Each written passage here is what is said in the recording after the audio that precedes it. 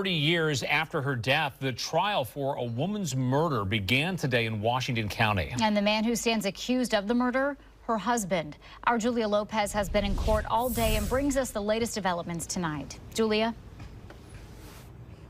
Well, today, 69-year-old Robert A. Trop stands trial for the murder of his wife in 1988, Deborah A. Trop. Now, this trial was already postponed once in the fall after the death of a witness, and this case was reopened 4 years ago with the formation of the Washington County Cold Case Unit and new testing for DNA evidence. Now, today, both sides presented a complex marriage that ended the day Deborah was found murdered.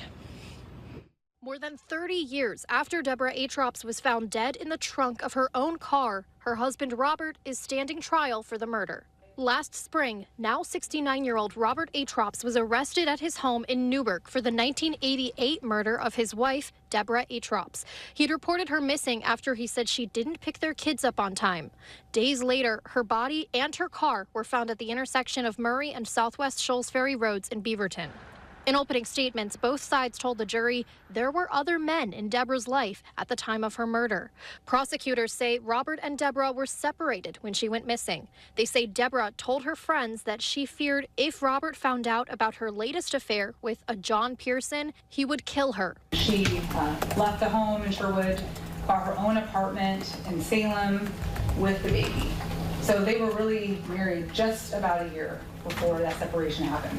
You'll hear from family members and people that knew the two of them that they believe they were headed toward divorce. The defense says Pearson was supposed to appear as a witness in this case, but as deputies worked to get him to submit DNA and give testimony, he repeatedly ignored phone calls, evaded law enforcement, and hired a criminal defense attorney. Pearson committed suicide when deputies were at his home serving a material witness warrant.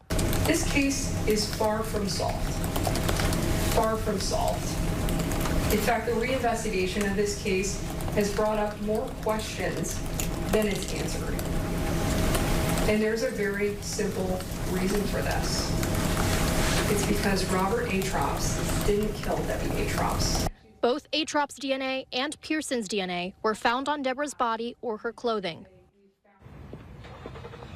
The jury will hear from investigators, from family and friends of Deborah and Roberts, and DNA experts. Today, we heard from a retired Beaverton police officer who was the first on the scene when Deborah's car was found back in 1988. And this trial is expected to continue for several weeks. Reporting live from Hillsborough, Julia Lopez, Fox 12 Oregon.